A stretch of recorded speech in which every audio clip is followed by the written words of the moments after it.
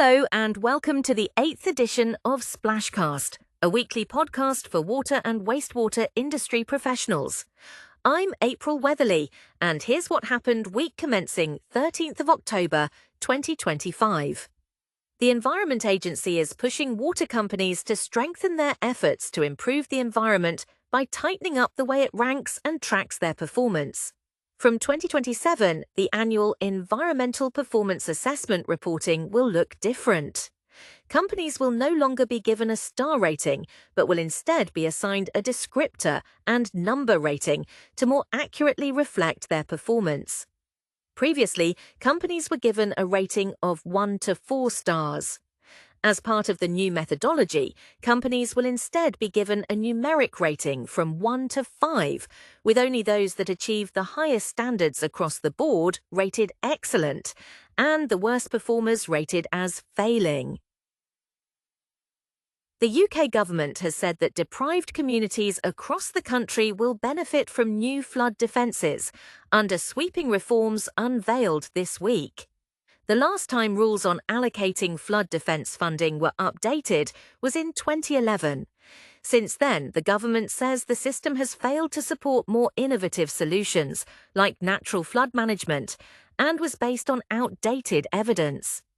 On top of that, the rules required a complex application process, which put councils with limited resources at a disadvantage, meaning poorer communities struggled to build the defences they need. In a major shift, the government has overhauled that complex approach and committed a record £10.5 billion to flood defences to protect nearly 900,000 properties.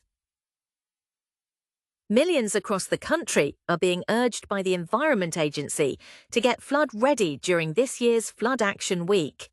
Running from 13th to 19th October this year, Flood Action Week is the Environment Agency's annual campaign to encourage people to prepare for flooding by taking proactive steps such as knowing their flood risk, preparing a flood plan, and signing up for flood warnings.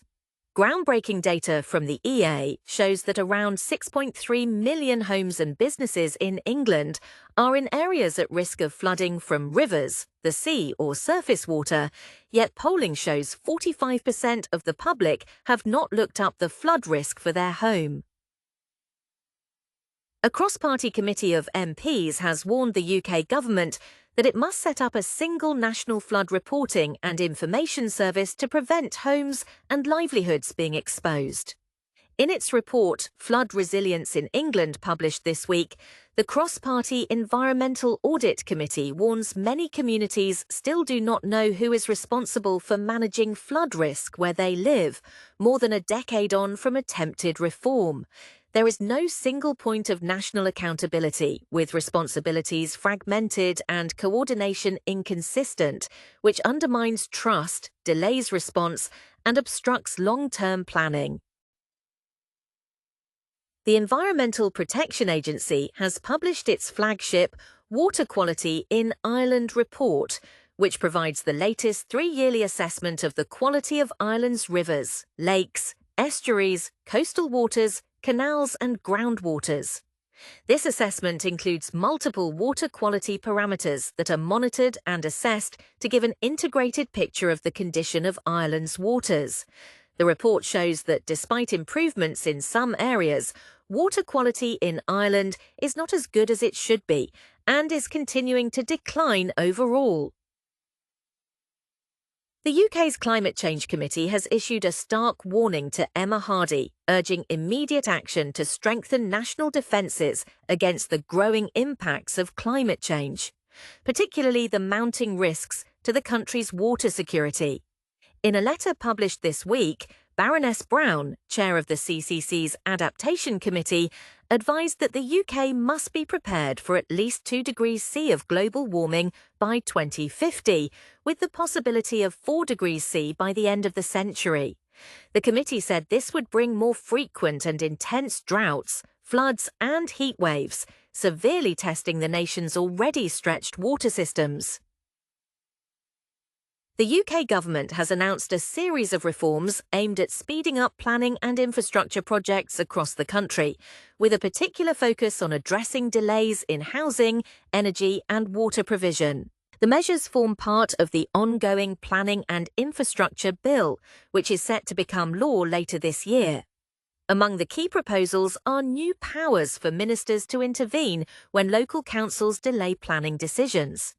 This includes the ability to issue holding directions to prevent applications being rejected while call-in powers are considered, potentially unlocking hundreds of stalled housing projects.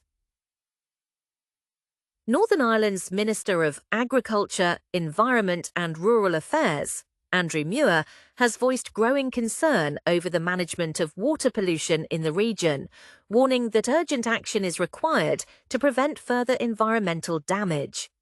Speaking at a session of the Northern Ireland Affairs Committee in the Palace of Westminster in London, Minister Muir highlighted the ongoing ecological challenges affecting Lough Neagh, the UK's largest freshwater lake.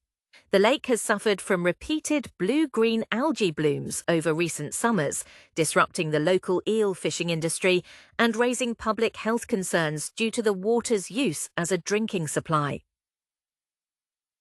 Scottish Water has taken the Clarklyhill distribution service Reservoir out of service following a series of microbiological water quality failures since the site was returned to operation after refurbishment in June 2024. According to the Drinking Water Quality Regulator, the first failure, detected in September 2024, showed the presence of coliforms and E. coli. The issue was initially attributed to a sample line that did not meet current specifications. This line was replaced, and follow-up samples showed lower cell counts. However, subsequent failures for coliforms were recorded in November and December. Yorkshire Water has received a formal warning letter after it was found that the company was not meeting the required conditions for using sodium hypochlorite under the relevant British standard. The issue related to the handling and application of the chemical, which is commonly used in water treatment for disinfection purposes. According to the Drinking Water Inspectorate, the company's practices did not fully comply with the standard's conditions of use, which are designed to ensure safety, quality, and consistency in the treatment process. That's it for this week. Join us next Friday for another episode of SplashCast. Thanks for watching.